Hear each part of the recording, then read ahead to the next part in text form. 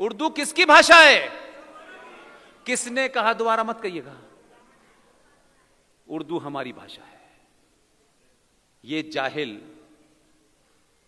जो 1400 साल से अपने साइज का पजामा नहीं बना रहे, ये इनकी भाषा होगी?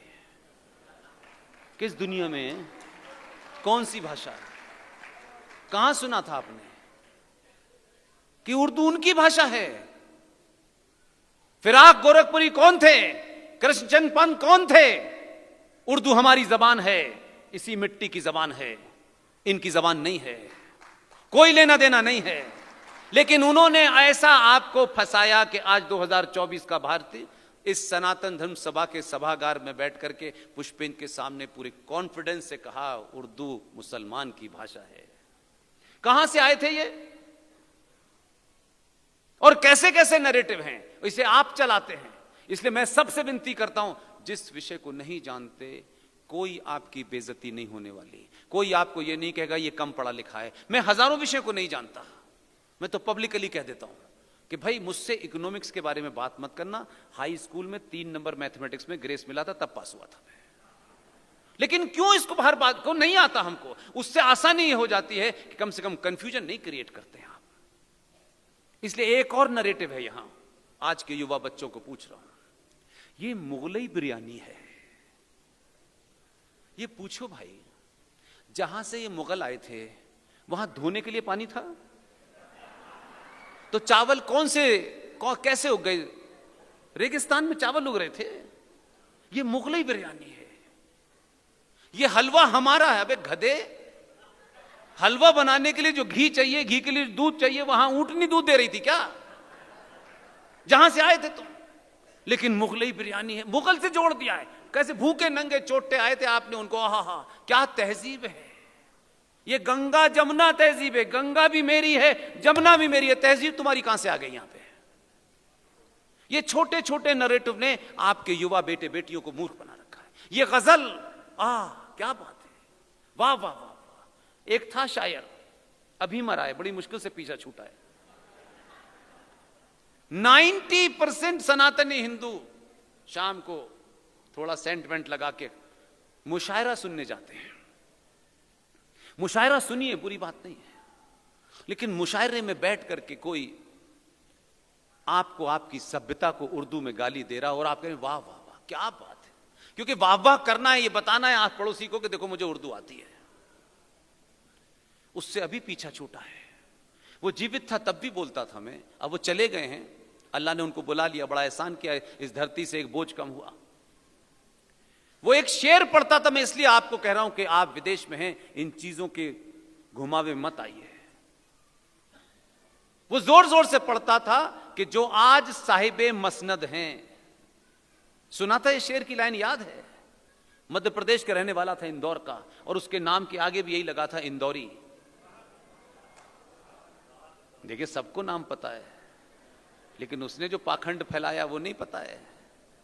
वो खुल्लम खुल्ला आपसे कहता था कि जो आज साहिबे मसनद हैं, इसका मतलब समझे आपके नहीं?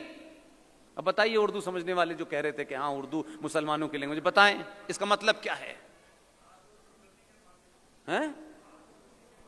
हाँ, मतलब जो राजा हैं, जो गद्दी पे बैठे हुए हैं, क्योंकि मसनद कहते हैं गोल वाले तकिए को।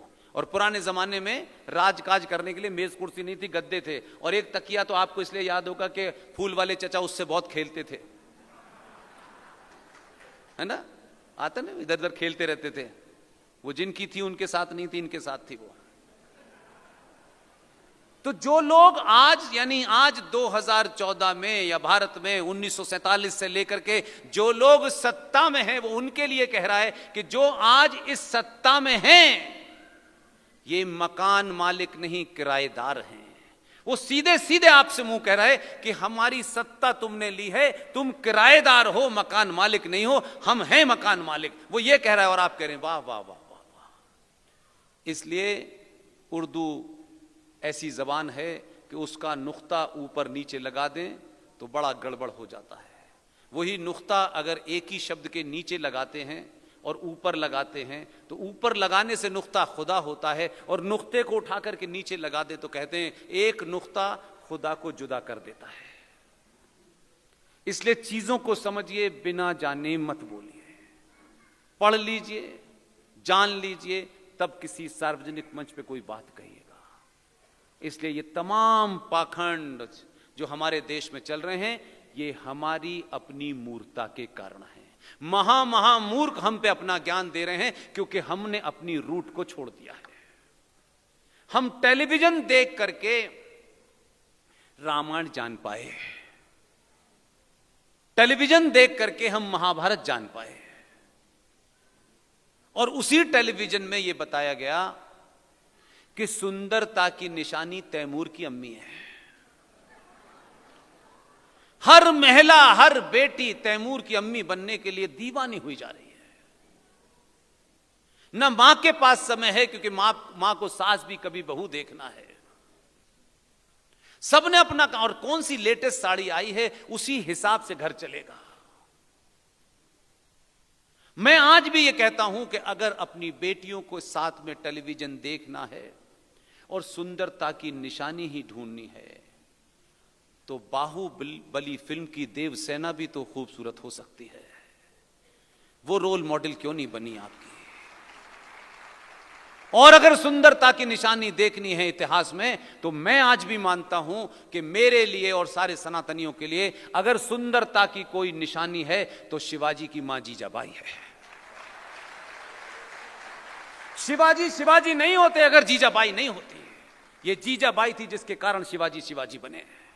इसलिए कपड़ों से अपने रोल मॉडल तय मत कीजिए। टेलीविजन देख करके भारत का इतिहास मत जानिए। अपने बीच में चलते फिरते लोग हैं, जो काम कर रहे हैं उसका सरनेम क्या, इसकी चिंता मत कीजिए, हल्के से पीठ थपथपा दीजिए, यही सबसे बड़ी ताकत है। इसलिए संविधान को बिना पढ़े, संविधान में आप बात करते हैं, बिना जाने संविधान पे डिबेट है, और वो सुबह से शाम संविधान को बदलने पे लगा हुआ है। इस संविधान में जब चित्र डले, चित्र छपे, जब बाहर आए, और अगर वो चित्रों वाला संविधान आपके हाथ तक आ जाता तो आप कंफ्यूज नहीं होते। इसमें बीजेपी, आरएसएस, विश्व हिंदू परिषद और जन जागरण और मुस्लिम लीग, ये विषय ही नहीं आते। ये बेचारे तो थे नहीं, ये तो गरीब खामखा बोझ ढो रहे हैं, इनका कोई लेना देना नहीं है। उस संविधान में जो मैंने बताया, ज्ञान व्यापी मस्जिद, जिसका असली मंदिर वहां लिखा हुआ है ज्ञान व्यापी मंदिर, लेकिन आपने मस्जिद चला दिया, मस्जिद चल रही है। जब ज्ञान व्यापी मस्जिद की बहुत सारी बातें हो रही थी, तो उसमें हमारे एक दोस्त साथी, युवा साथी जैन हैं, जिसको आप सब लोग विष्णु शंकर जैन के नाम से जानते हैं, जो भारत के संवैधानिक तौर पे और भारत की पार्लियामेंट के तौर पे इस देश में माइनॉरिटी है। जब उसने उस ज्ञान व्यापी की लड़ाई लड़ी, तब इस देश को पता चला